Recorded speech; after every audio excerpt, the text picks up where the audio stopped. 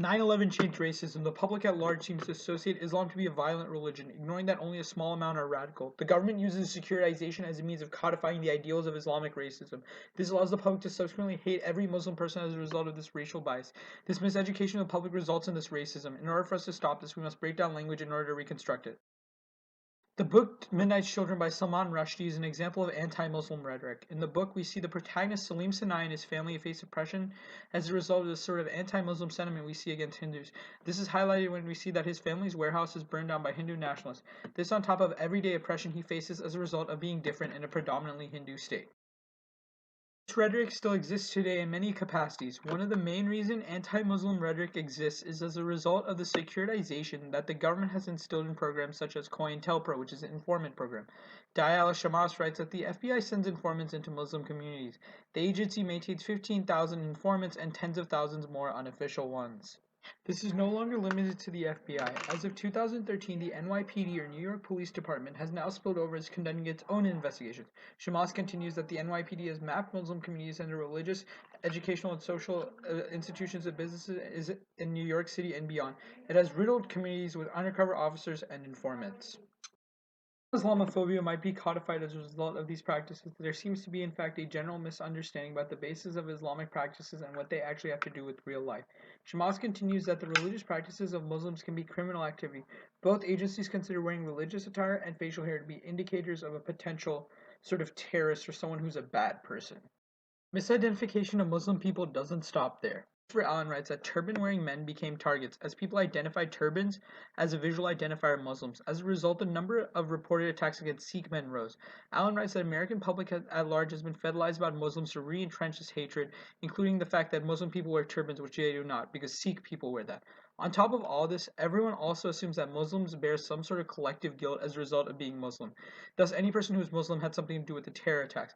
Allen asserts this in a case scenario where he writes about a London taxi driver who had just Islamic motifs in his car, was attacked because people associated him to be sort of the 9/11 tragedy because of the star and the crescent.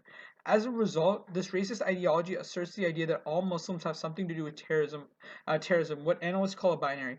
Allen continues writing that people fear, through the climate of fear and threat, that Muslims have a demarcation of difference in terms of them and us. In case of all Muslims have the capacity to be terrorists or supportive of terrorism.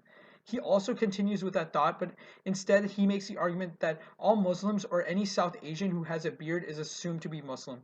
He writes that men who resembled Osama bin Laden significantly by having a beard or wearing a turban were attacked thousands of miles away from his location as a result of looking like a bad person. The course of action that is needed is to relearn what Islam is, opening our boundaries and understanding what religions are and aren't.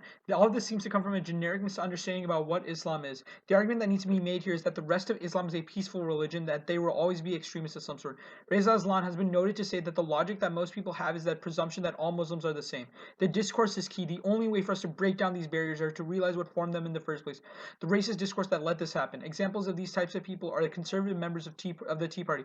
Josh Collins and Ross Glover write that people are more likely to support violence if recipients of the violence have been defined as terrorists or defense of freedom. Language matters. Its use leads to racism. And by learning what Islamophobia is and what Islam actually is, we are able to change our beliefs and actually learn about our life. Sharon Halsey writes that classroom discussions and general teaching form a very important contribution to this act of anti-racism in education. I argue that teaching and learning in our classroom should encourage the critical consciousness necessary for pursuing social justice and anti-racism, and only this way helps us understand where Islamophobia originated. By understanding from there, can we only recognize what needs to go forward. Jasmine Zine notices this when she writes that Islamophobia was critical to shaping interventions from a critical educational standpoint. Before outlining a methodology, it was necessary to develop discursive foundations and create understanding of what we sought to challenge and resist.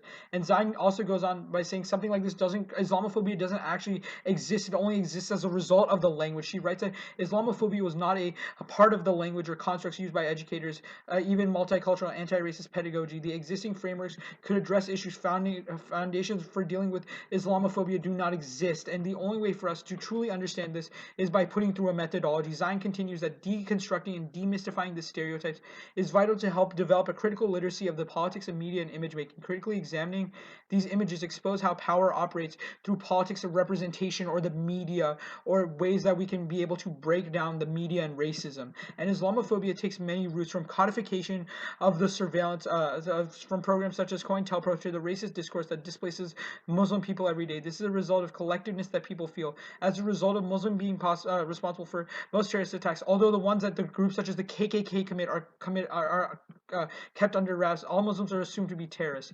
This ideology has issues. As said before, terrorist attacks aren't predominantly done by Muslim people anymore, though white supremacist groups have for a long time been the leader in these terrorist attacks. The fact that people seem to ignore this and instead put the blame on Islam is a result of the xenophobic tendencies or the fear of the other, the binary, as what Christopher Allen likes to call it. Thus, the alternative mode of thinking is to embrace pedagogy. We have to change the way we think about Islamophobia in order to deconstruct it. This starts primarily with relearning about Islam, but more importantly, breaking down xenophobic culture.